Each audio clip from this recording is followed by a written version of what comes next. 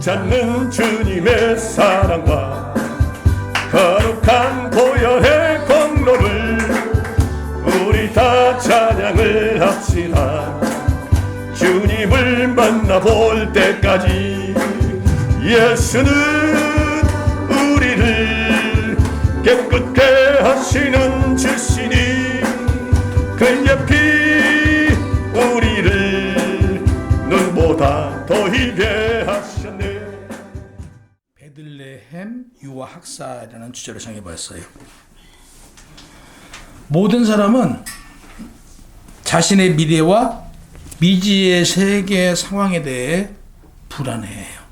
그래서 그 불안하는 마음을 가지고 또 알고 싶어해요. 미래에 대해서. 그러니까 인간의 역사는 구원사로 하나님께서 사람을 정직하게 만들었지만 전도서 7장 29절에 의하면 내가 깨달은 것은 오직 이것이라 곧 하나님은 사람을 정직하게 지으셨으나 사람이 많은 꾀를 낸 것이래요. 그래서 사람은요 꾀가 많아요. 그래서 그 꾀로 인하여 범죄자가 되는 거예요. 그러니까 그 잔머리를 쓰고 살면 안 돼. 그 꾀가 많대요. 그래서 하나님께서 말씀하셔요. 그래서 사람이 꾀가 많아서 하나님 뜻을 거스리는 가능성이 굉장히 높다라고 예수님께서는 말씀하셨어요. 예수님 탄생과 관련해서도 정확한 시기를 모르게 하나님께서 했던 그 이유가 있어요. 헤롯이 당시에 그 예수가 태어난다고 하니까 유대 왕이 태어난다고 하니까 자리가 지금 로마의 분봉 왕이잖아요. 그 왕의 자리에 위협받을까 봐 죽이려고 했던 거예요. 그러니까 이게 하나님의 섭리를 생각지 않고 인간의 잔머리 그 꾀에서 나온 거죠. 전도서 3장 11절에 보면 하나님이 모든 것을 지으시되 때에 따라 아름답게 하셨고 또 사람들에게 영원을 사모하는 마음을 주셨다고 그래요. 그러나 하나님의 하시는 일은 시종을 사람으로 측량할 수 없고 그날과 그때는 아무도 모르나니 하늘의 천사들도 아들도 모르고 오직 아버지만 아신다라고 마태복음 24장 36절에 말씀하고 계세요. 그러니까 하나님의 계획하고 하나님이 인도해 주시고 이끌어가는 것은요 누구도 몰라요. 예수님도 모르고 성령님도 모르고요. 더불어 우리 피조물들은 상상도 못하고요. 아무도 알 수 없대요. 오직 하나님께서 작정하고 예정하시고 이끌어 가시는 것은 하나님만 알고 계신다. 그래서 우리 생명도 우리는 몰라요. 언제 죽을지 모르죠. 이건 예수님도 모르시는 거예요. 오직 하나님께서만 알고 계신다. 그래서 사도행전 1장 7절에 보면 이르시되 때와 시기는 아버지께서 자기의 권한에 두셨으니 너희는 알 바가 아니래요.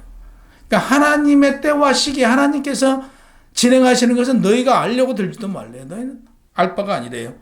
그때 인자가 징조가 하늘에서 보이겠고 그때 땅의 모든 족속이 통곡하며 그들이 인자가 구름을 타고 능력과 큰 영광으로 오는 것을 보리라. 필요에 따라 때에 따라 징조를 보여주신대요. 그래서 예수가 이 땅에 태어날 때도 징조를 보여주셨어요. 오늘 본문에 보면 동방박사들이 천문학이죠. 천문학을 보고 별을 보고 깨달아요. 아, 유대의 왕이 태어난다는 걸. 이걸 근데 동방의 박사들의 어떤 지혜로만 그걸 알 수 있는 것은 아니라는 얘기죠. 하나님께서 동방의 박사들을 사용하셨던 거예요. 그들을 통해서 하늘에 특별한 별을 볼 수 있게 하신 거고 그들이 유대로 오잖아요. 유대의 왕이 태어난 줄 알고 그 별을 특별한 별을 보고 따라와요. 따라오다가 그 별이 사라져버려요. 그러듯 우리에게도 여러 가지로 우리의 삶, 그러니까 우리가 구원을 위해서 준비하도록 하나님께서는 우리에게 징조를 보여주시고 계신다는 사실이에요. 이때도 징조를 미리 주셨다는 얘기죠. 그걸 동방박사들이 안 거예요. 그래서 동방박사들이 유대로 갔던 것이죠. 오늘 본문은 헤롯 왕 때 동방박사들이 유대인의 왕이 나신 것을 안 내용이에요. 그래서 동방박사들은 그러니까 하늘의 그 별들을 점성술이나 이런 걸 그 연구했던 박사들인 거예요. 이들이 어디 사람이냐라고 보니까 아프리카 쪽에 그쪽 사람 아닌가 이렇게 보더라고요. 그래서 오늘날도 미신과 그 역학이 있잖아요. 그러듯 그 미신은요 누구에게 귀신이에요. 귀신한테 물어서는 거고요. 역학은 그동안의 통계학이에요. 통계학을 통해서요.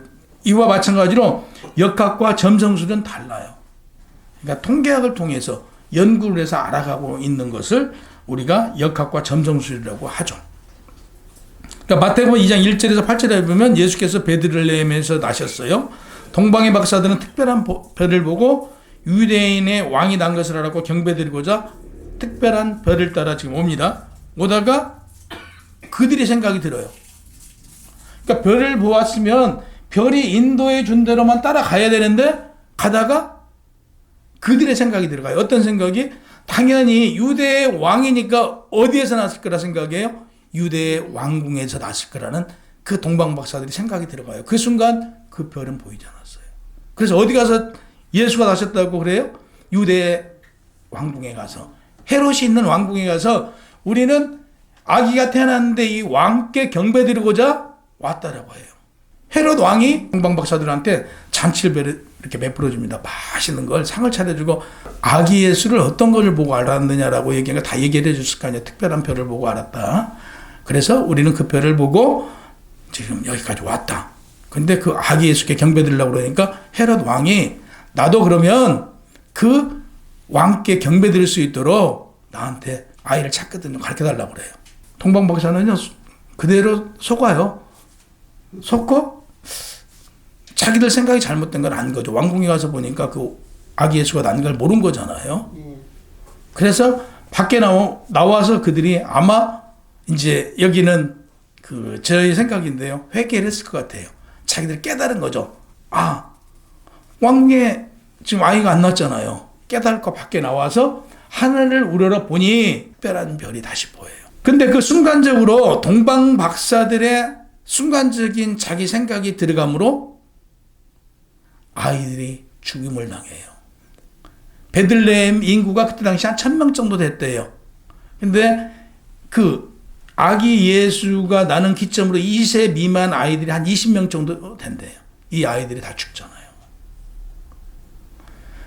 인간적인 생각이 들어가는 순간 우리의 삶 자체도 예수님께서 우리를 인도해 주시고 이끌어 주시고자 하는 그 삶이 바뀌어버려요. 한 번의 실수는 결국에 우리의 인생에 어마어마한 큰 일을 겪는다는 얘기죠. 그래서 우리가 지금 성령으로 감화 감동을 받아서 우리가 기도하고 응답받아서 우리의 길을 가요? 가면 그 길로 곧장 가야 돼요. 가다가 내 생각 들어가고 세상 것 탐나고 순간 그러는 순간 10년 20년 돼보여요. 여기서 우리 길어야 한 80까지 볼까요? 그러면 뭐 성장하는 시기 한 20년은 사실 못하잖아요. 공부하고 배운 시기니까. 그리고 실질적으로 열심히 일할 수 있는 시간은 아마 70까지. 그럼 10년 빼자고요. 그럼 20년 빼버리면 50년이거든요. 50년에 한 번 실수하면 10년에서 20년이에요. 그러면 자기 인생의 반절이 없어져 버린 거예요. 이렇게 중요한데 우리는 그걸 몰라요. 그냥 인생의 잘못된 길을 가다가 되돌아오더라도 아 그런갑다 하고 만다니까요. 근데 냉정하게 80년을 놓고 계산을 해보자고요. 그 인생의 10년 20년이 사라져버린 인생을 살고 있음에도 불구하고 우리는 깨달지 못한다고요. 그러듯 동방 박사들을 보면서 우리는 깨달아야 될 게 그가 유대 왕궁으로 딱 들어가는 순간 20명의 아이들이 죽은 거예요. 사실은 어마어마한 일이죠. 당시에 로마의 속국이었어요. 그러니까 분봉왕이에요. 거기서 그때 당시에는 왕들이 많아요. 우리는 이 땅덩어리가 적지만 땅이 큰 나라들, 예를 들어서 중국 같은 경우를 예를 든다고 보면 거기 황제가 있고 또 왕들이 다 있었잖아요. 그러듯 그 하나의 왕이에요. 한 성의 왕이었던 거죠. 근데 그렇게 악랄해요. 이때가 언제냐면요. 주전 47년부터 4년까지. 그러니까 약 43년 동안 왕 노릇을 했어요. 헤롯은. 그러니까 헤롯이 그게 못됐어요. 43년 동안 왕 노릇을 하면서 그 왕권을 뺏기지 않으려고 거기에 도전하면 뭐 아이만 죽인 거 아니에요. 자기 조카들이고 뭐가 다 죽였어요.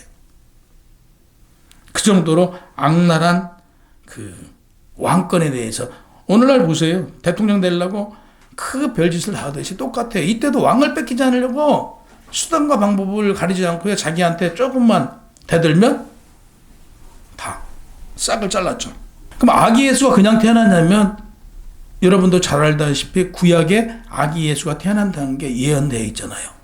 민수기 24장 17절에 보면 내가 그를 보아도 이때의 일이 아니며 그가 그를 보아도 가까운 일이 아니로다. 한 별이 야곱에서 나오며 한 규가 이스라엘에서 태어난다라고 기록되어 있어요. 그러니까 이게 이스라엘 민족만 알고 있는 게 아니에요. 이스라엘 민족들이 애굽으로 끌려갔잖아요. 포로로 끌려갔을 때도 당시에 이게 이스라엘 민족만이 아니고 애굽 사람들도 다 알고 있었어요. 이스라엘에서 야곱의 자손 중에 메시아가 나온다는 걸 알고 있었던 거죠. 구전을 통해서. 그래서 초긴장하고 있었는데 이게 예언된 게 예수 그리스도가 유대에서 베들레헴에 태어나는 거예요. 유대인들은요, 당시에 메시아가 오면 자기들의 왕국이 만들어진 줄 알았어요.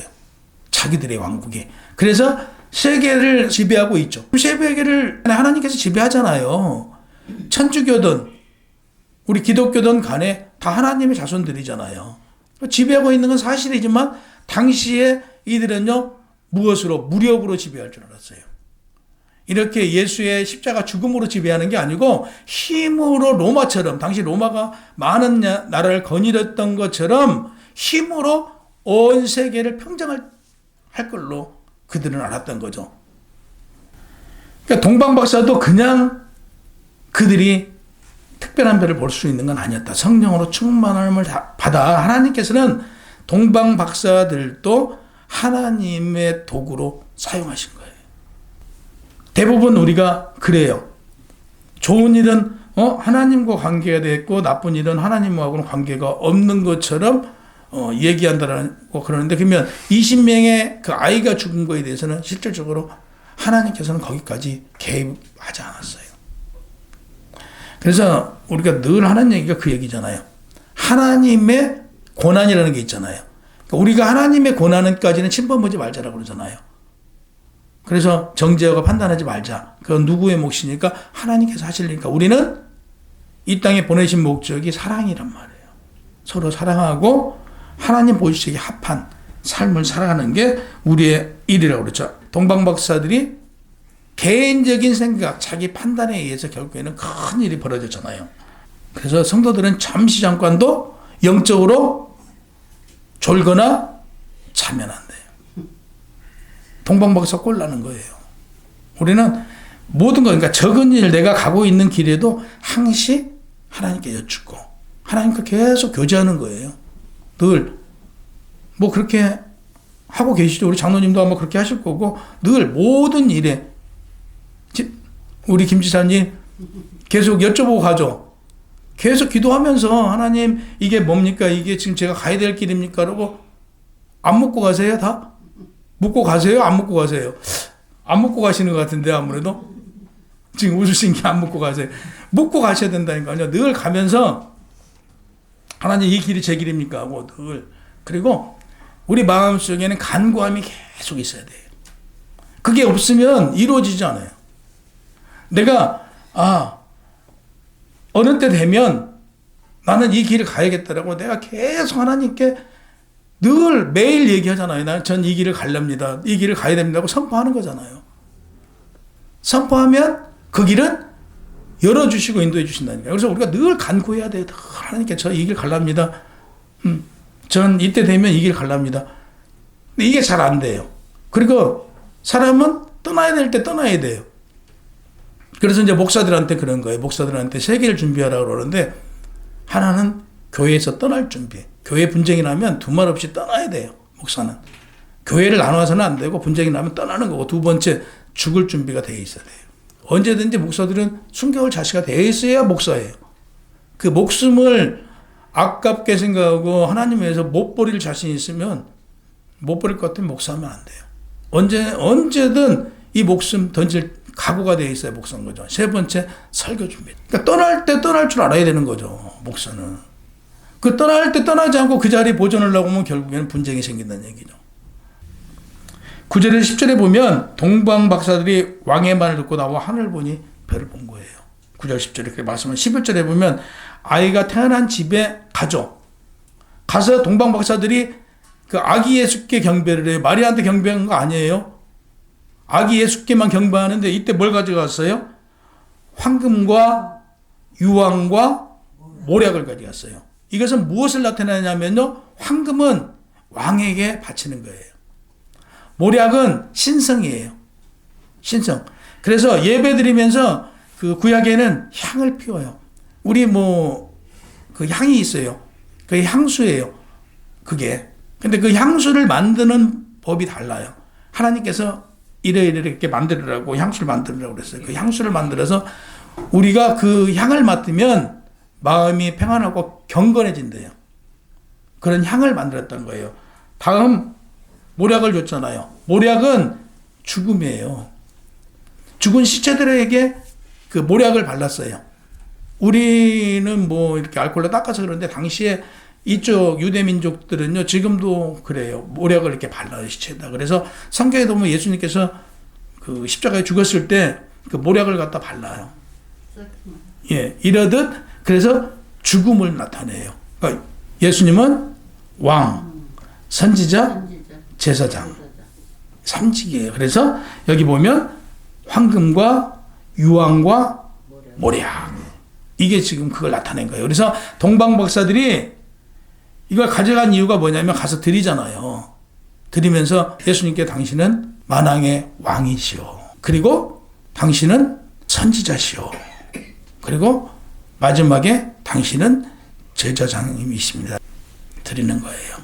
그래서 이때도 이미 상징적으로 그들이 이렇게 삼직을 나타내고 있어요. 그래서 출애굽기 30장 34절에서 38절에 보면 여호와께서 모세에게 이르시되 너는 소합향과 나감향과 풍자향의 향품을 가져다가 그 향품을 유향에 섞되 각기 같은 분량으로 하고 그것으로 향을 만들되 향 만드는 법대로 만들고 그것에 소금을 쳐서 성결하게 하고 그 향이 얼마나 곱게 찢어 내가 너와 만날 회막안에 증거계 앞에 두라.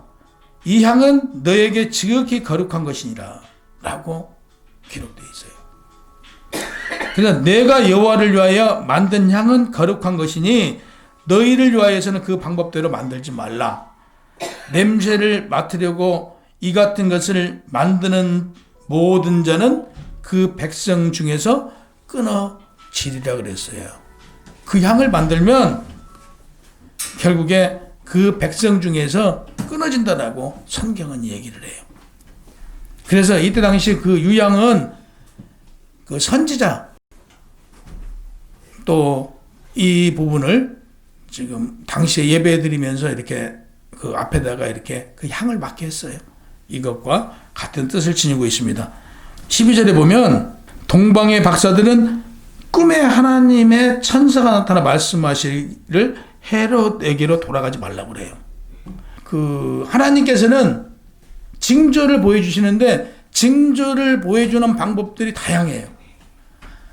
무지개를 통해서도 보여주시는가 하면 모든 자연을 통해서 징조를 보여주시기도 하지만 사람을 통해서 그 보여주시기도 하지만 여기서 본절에 보면 꿈에 통해서 보여주셨잖아요.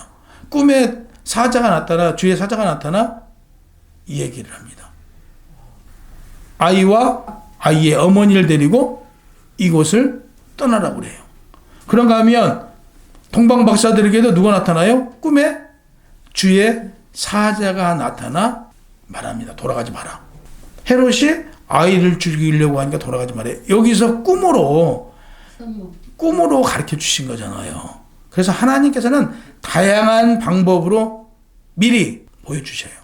우리는 늘 깨어 있어야 돼요. 깨어 있지 않으면 몰라요. 그러니까 모든 징조를 보여주시거든요. 여러분들에게 일어날 일에 대해서도 하나님께서는요, 늘 사전에 징조를 보여줘요. 무슨 일이 일어날지를. 근데 그걸 모를 뿐이에요. 다 알도록 하셨어요. 그러니까 이 일이 된다 안 된다? 다 이미 여러분들 입술 통해서 될 거다 안 될 거라고 다 얘기하셨어요. 이미. 한번 돌이켜보세요. 어떤 일을 놓고 이 일이 벌어지기 전에 이미 저는 그러더라고요. 뭔 일이 벌어지고 나면 내가 이거 알았던 일인데 왜 이걸 못했을까? 이런 적 있으시죠? 내가 알았던 일이에요. 근데 이걸 그대로 당했어요. 누구를 통해서든 간에 이 얘기를 해요. 우리가 모를 뿐이에요.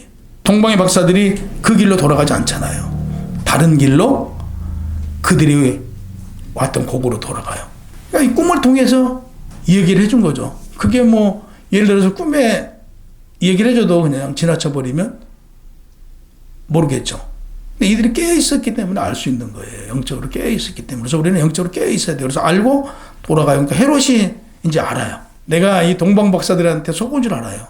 근데 이미 그 요셉과 마리아와 아기 예수는 애굽으로 떠난 뒤에 헤롯이 안 거예요. 가서 베들레헴으로 가서 보니까 이미 떠났거든요. 그러니까 화가 나니까 그 분풀이로 아이들을 다 죽여버린 거예요. 그게 사전에 계획된 게 아니고 가서 보니까 떠나간 거예요. 떠나가니까 가서 아이들을 싹 죽여버린 거예요. 2살 밑에 아이들.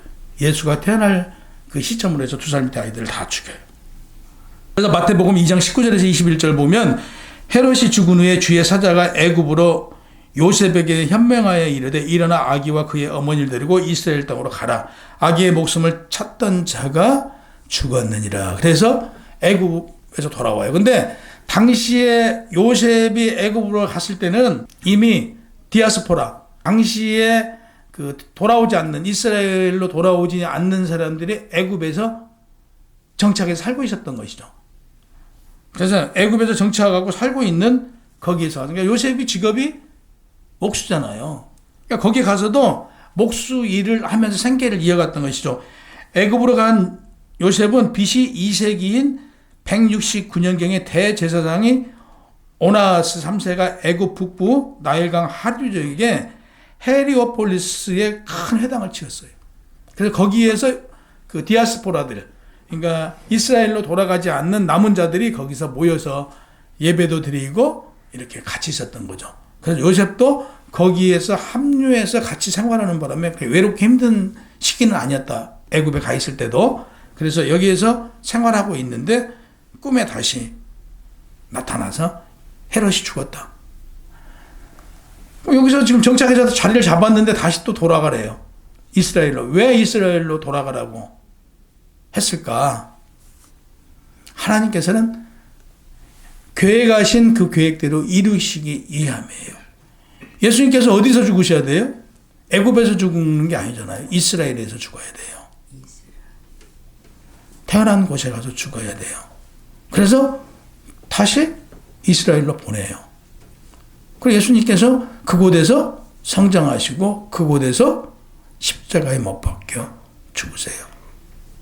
그러니까 하나님의 계획이 이루어졌다.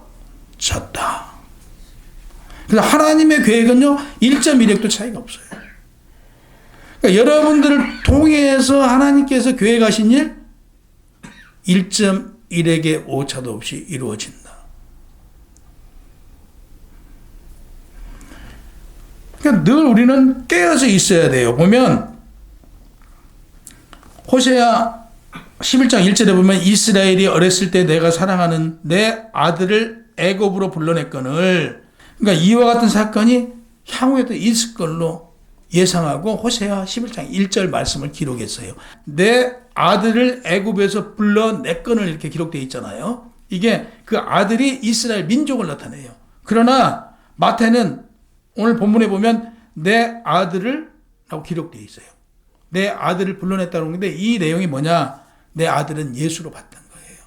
그러니까 호세아는 이스라엘 백성들로 보고 기록했고 마태는 내 아들을 불러내요. 그래서 예수를 불러낸 거예요. 그래서 마태가 그냥 쓴 게 아니고 호세아 11장 1절 말씀을 응용해서 그때 당시에 장차 이루어질 일을 호세아가 기록했고 그 장차 이루어질 일을 마태가 그대로 쓴 거예요.